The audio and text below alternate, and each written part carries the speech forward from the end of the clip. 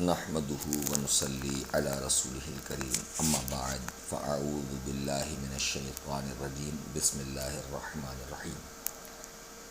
تلقین غزالی کے ساتھ میں ہوں غلام نبی منصوری، اور ہم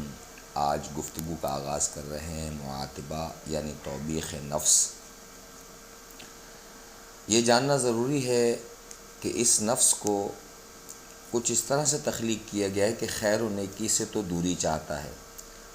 اور برائی کی طرف مائل ہوتا ہے۔ اس کی سرشت میں کاہلی اور شہوت پرستی بھری ہوئی ہے، لیکن تجھے اس کی اس صفت کو ختم کرنا ہے اور اسے غلط راہ سے ہٹا کر سیدھی راہ پہ لانا ہے،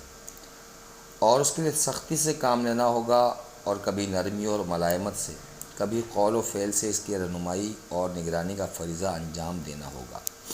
کیونکہ اس کا طبعی رجحان کہ اپنے فائدے کا کام کر لیتا ہے، خواہ اس میں مصیبت ہی کیوں نہ ہو،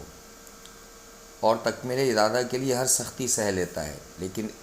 اس میں اکثر جہالت، غفلت اور نادانی برت جاتا ہے، اور یہی چیز باعث حجاب ہے۔ لیکن اگر اسے خواب غفلت سے بیدار ہو کر شفاف آئینے کے سامنے رکھا جائے تو اسے قبول بھی کر لیتا ہے۔ اسی لیے ارشاد ربانی ہے کہ نصیحت کیجیے، یہ ایمان والوں کو فائدہ دیتی ہے۔ تیسرا، نفس بھی کوئی ایسا نرالا نہیں، یعنی ایسا ہی پند و نصیحت قبول کرنے والا ہے، لیکن ضرورت اس بات کی ہے کہ اس کو مسلسل عتاب و نصیحت سے گزارے اور یہ سلسلہ کبھی بند نہ ہو، اور اسے برابر کہتے رہنا چاہیے کہ اے نفس،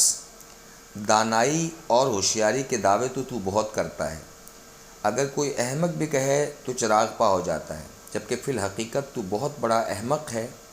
اور بے وقوف ہے۔ تو خود سوچ کہ کسی آدمی کو گرفتار کرنے اور گرفتاری کے بعد سزائے موت دینے کے لیے اگر لشکر کا لشکر شہر کے باہر کھڑا ہو،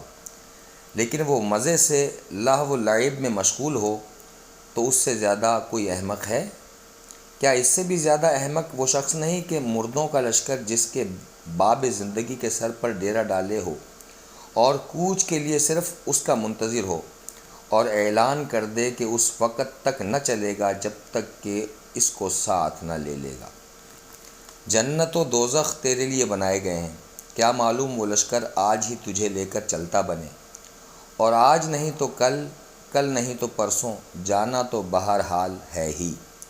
اور اٹل اور طے شدہ بات تو ایسے ہی جاننا چاہیے کہ ہو چکی ہے،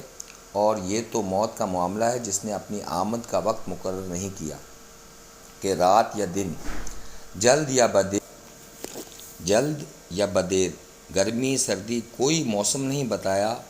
کہ اسے ان امور سے کوئی سروکار نہیں، اور یہ عموماً اس وقت آتی ہے جب آدمی بالکل مطمئن اور بے فکر ہو جاتا ہے۔ آگاہ اپنی موت سے کوئی بشر نہیں، سامان 100 برس کا ہے اور کل کی خبر نہیں۔ اتنا سب ہونے کے باوجود تو موت کے لیے تیار نہیں، تو تجھ سے بڑا احمق اور کون ہے؟ افسوس ہے کہ سارا دن گناہوں میں گزر جاتا ہے۔ اگر تو یہ سمجھتا ہے کہ خدا تیرے گناہوں کو دیکھتا نہیں تو یہ کفر ہے، اور اگر یہ جاننے کے باوجود کہ وہ دیکھتا ہے پھر بھی مشغول گناہ ہے تو یہ تیری ڈھٹائی، بے حیائی اور گستاخی ہے